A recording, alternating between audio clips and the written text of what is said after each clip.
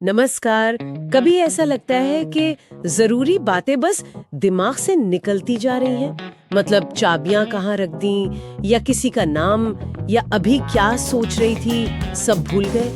ये भूलने वाली दिक्कत आजकल बहुत आम सी हो गई है ना? हाँ बिल्कुल, बहुत लोग महसूस करते हैं ऐसा। तो क्या ये सिर्फ उम्र की बात है, या फिर ये जो हमारी भागदौड़ वाली जिंदगी है उसका असर है, या ऐसा तो नहीं कि हम अपने दिमाग का ठीक से ध्यान ही नहीं रख रहे? ये कई चीजों का मिला जुला असर हो सकता है। आज ना हम इसी पहेली को थोड़ा समझने की कोशिश करेंगे। हमारे पास सोनू शर्मा जी की एक बातचीत का सार है, जिसमें मेमोरी शार्प करने के, मतलब दिमाग तेज करने के कुछ बड़े इंटरेस्टिंग और प्रैक्टिकल तरीके बताए गए हैं। अच्छा। तो चलिए आज मिलकर देखते हैं कि अपने दिमाग के पावर को कैसे जगाया जा सकता है। बिल्कुल।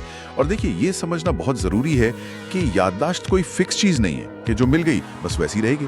नहीं। हाँ, इसे आप एक स्किल की तरह, एक हुनर की तरह देख सकते हैं। एक ऐसी काबिलियत जिसे किसी भी उम्र में आप चाहें तो निखार सकते हैं। जैसा कि स्रोत में भी कहा गया है, अच्छी मेमोरी का मतलब सिर्फ चीजें याद रखना नहीं है, इससे आपका आत्मविश्वास भी बढ़ता है। सोचिए, जब फैक्ट्स और आंकड़े आपकी जुबान पर हों तो आपकी बात में वजन आता है। हाँ, ये तो है। स्रोत में पूर्व राष्ट्रपति श्री प्रणब मुखर्जी का जिक्र है। कमाल की बात है, उन्हें दशकों पुरानी संसद की डिबेट्स, तारीखें, किसने क्या कहा था, वो सब याद रहता था। बाप रे, दशकों पुराना। हाँ, और ये सिर्फ रट्टा नहीं था, ये उनके पॉलिटिकल स्किल का एक जरूरी हिस्सा था।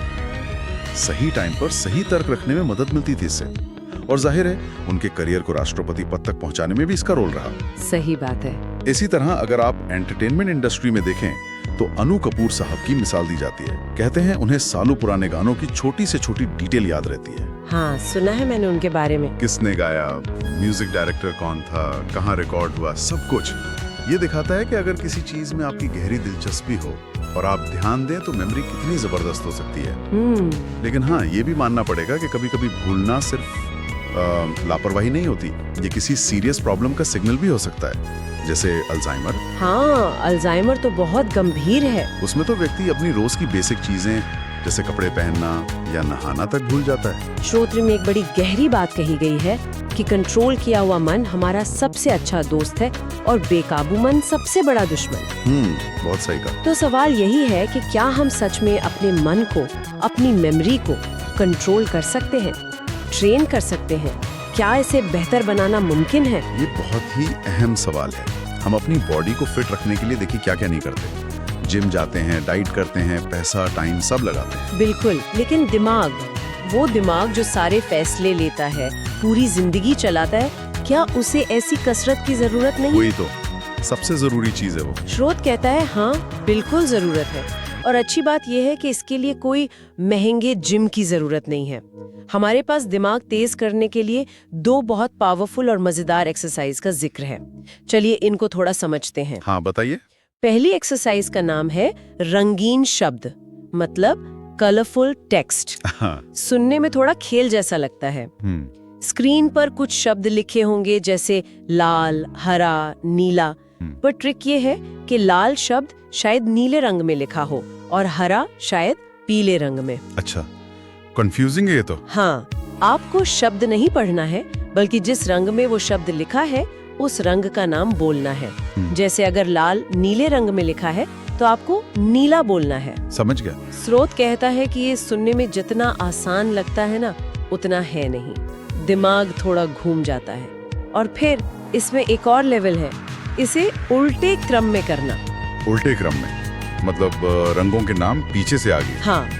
अरे बाप रे, ये तो वाकई दिमाग को हिला देगी। इसका साइंटिफिक बेसिस भी बड़ा इंटरेस्टिंग है।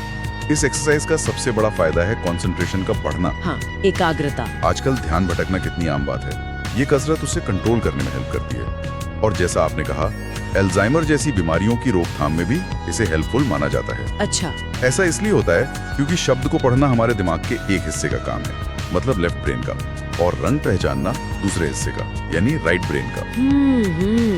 ये एक्सरसाइज इन दोनों हिस्सों के बीच जबरदस्त कोऑर्डिनेशन बनाने पर जोर देती है, उन्हें एक साथ काम करने का चैलेंज देती है। ये दिमाग के न्यूरल नेटवर्क्स को एक्टिवेट करती है, उन्हें ज्यादा फ्लेक्सिबल बनाती है। मतलब ये दिमाग के लेफ्ट और राइट साइड के बीच एक तरह का पुल बनाने जैसा हुआ है। कह सकते हैं, एक कनेक्शन मजबूत करती है। और क्या ये लगातार करने से आसान हो जाती है या मुश्किल बनी रहती है? देखिए, शुरू में तो यकीनन मुश्किल लगती है, क्योंकि ये हमारे दिमाग के ऑटो पायलट मोड को ब्रेक करती है। प्रैक्टिस से स्पीड जरूर बढ़ती है, लेकिन ध्यान बनाए रखने का चैलेंज हमेशा रहता है। खासकर जब आप स्पीड बढ़ाने की कोशिश करते हैं या वो उल्टा वाला करते हैं, और यही चैलेंज इसे असरदार बनाता है। ये दिमाग को सुस्त नहीं होने देती। सही बात है, बिल्कुल।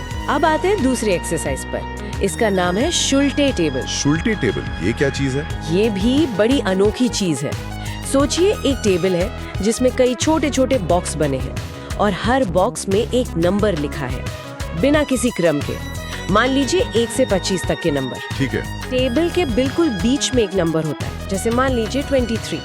आपको उस बीच वाले नंबर पर अपना ध्यान टिकाना है और फिर नजर हटाए बिना टेबल में 1 से शुरू करके क्रम से सारे नंबर ढूंढने हैं। 1, फिर 2, फिर 3, और ये सब बहुत तेजी से।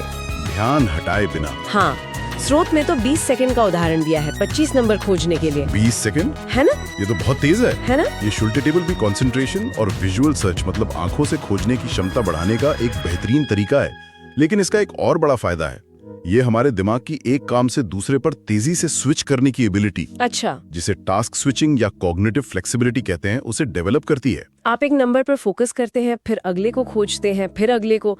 ये लगातार ध्यान बदलने और फिर बनाए रखने की प्रैक्टिस है। इससे मेंटल फ्लेक्सिबिलिटी बढ़ती है। आज की दुनिया में जहां हमें मल्टीटास्किंग करनी पड़ती है, वहां ये काबिलियत बहुत काम की है।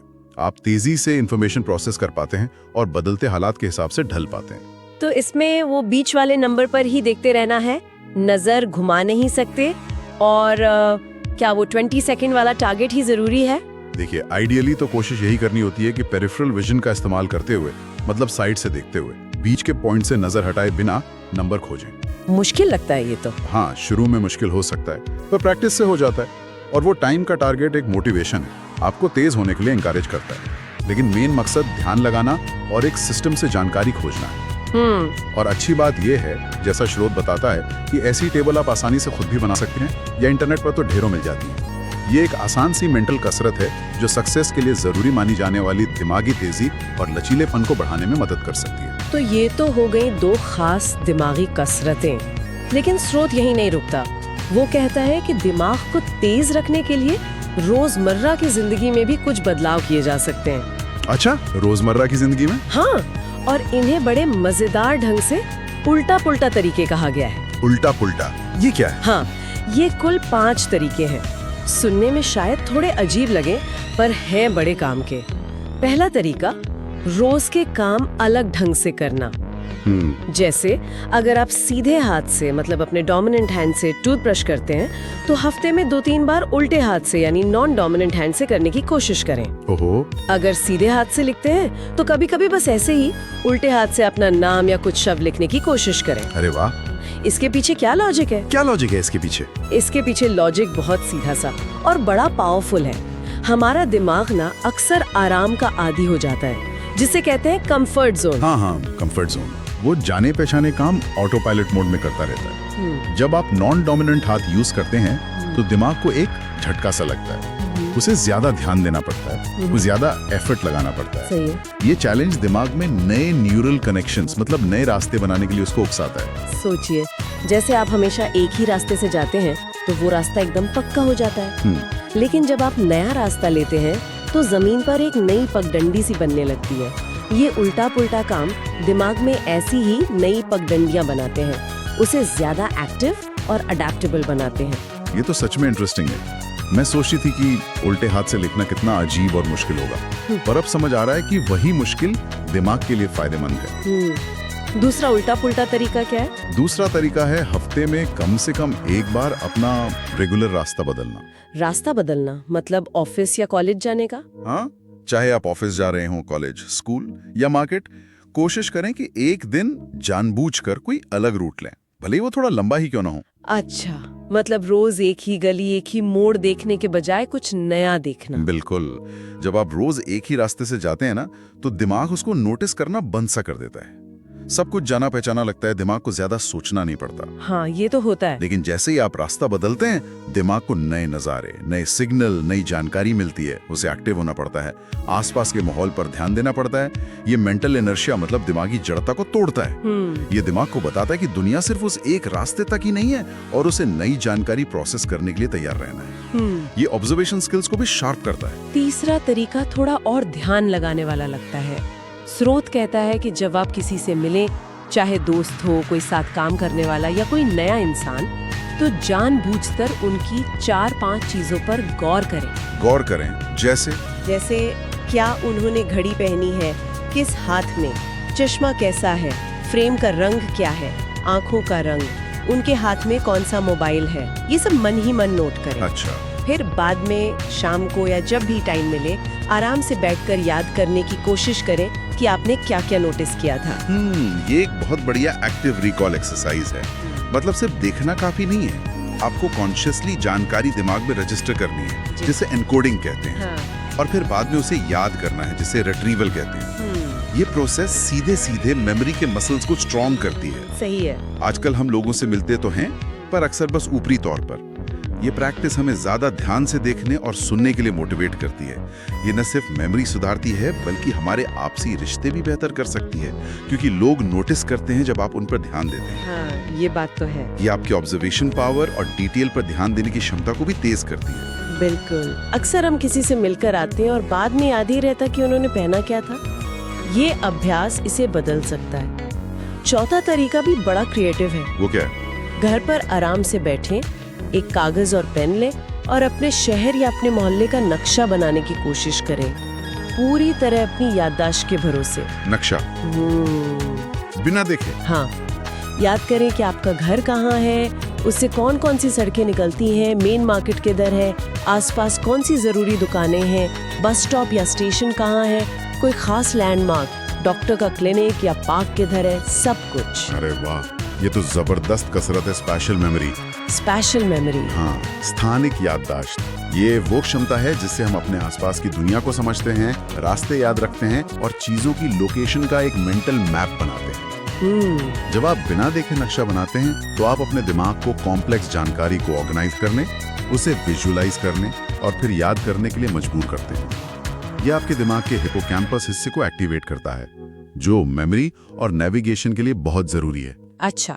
एक तरह से आप अपने अंदर के गूगल मैप्स को अपडेट और ट्रेन कर रहे हैं।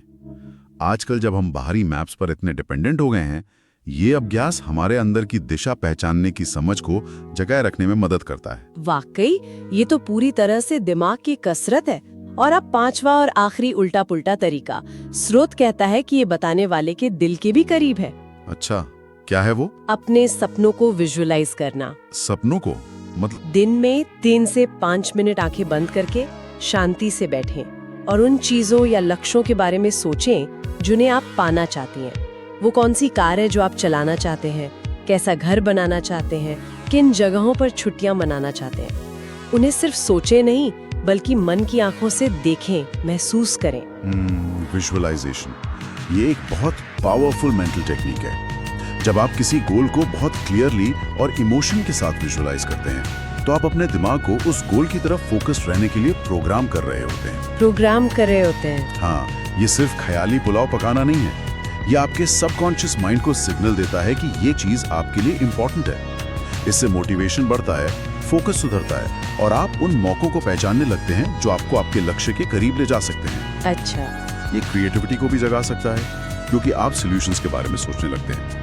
जैसा कि स्रोत इशारा करता है, एक तेज और फोकस दिमाग वाकई एक बहुत बड़ी संपत्ति है, जो आपको जिंदगी के चैलेंजेस का सामना करने और बड़ी सफलताएं पाने में मदद कर सकता है।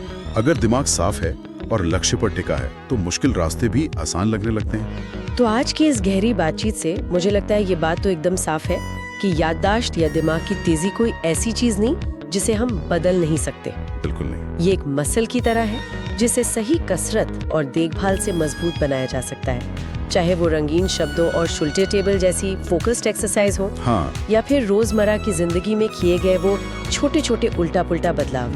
ये सब हमारे दिमाग को चैलेंज देते हैं, उसे एक्टिव रखते हैं और उसकी काबिलियत को बढ़ाते हैं। सही कहा। स्रोत की वो बात याद आती है, मन चंगा तो कठौती में गंगा, या जैसा उन्होंने कहा, if the mind is set then all is set. अगर हमारा मन सधा हुआ है, कंट्रोल में है, तेज है, तो हम किसी भी लक्ष्य को पा सकते हैं। एक शार्प माइंड वाकई सक्सेस की चाबी है। बिल्कुल। और इस सारी चर्चा के बाद एक विचार जो मेरे मन में आ रहा है वो ये है, हमने याददाश्त को ट्रेन करने, उसे तेज करने के तरीकों पर बात की। ये अभ्यास हमारी याद रखने की क्षमता को बढ़ाते हैं। हाँ, क्षमता को। लेकिन उन चीजों का क्या जिन्हें हम याद रखना चुनते हैं या शायद जानबूझकर भुलाना चाहते हैं? क्या याददाश्त सिर्फ काबिलियत का खेल है, या इसमें हमारी सचेत पसंद, हमारा चुनाव भी शामिल है? ये तो सोचने वाली बात है। हम किन यादों को सहेज कर रखते हैं, किन विचारों पर फोकस करते हैं और किन बातों को पीछे छोड़ देना चाहते हैं, ये चुनाव हमारे मेंटल लैंडस्केप को कैसे शेप देता है। ये एक इंटरेस्टिंग सवाल है कि क्या हम सिर्फ अपनी मेमोरी की हार्डवेयर कैपेसिटी बढ़ा सकते हैं, या अपने दिमागी सॉफ्टवेयर को भी चुन सकते हैं कि वो क्या स्टोर करे और क्या प्रोसेस करे। हाँ, इस पर जरूर सोचा जा सकता है।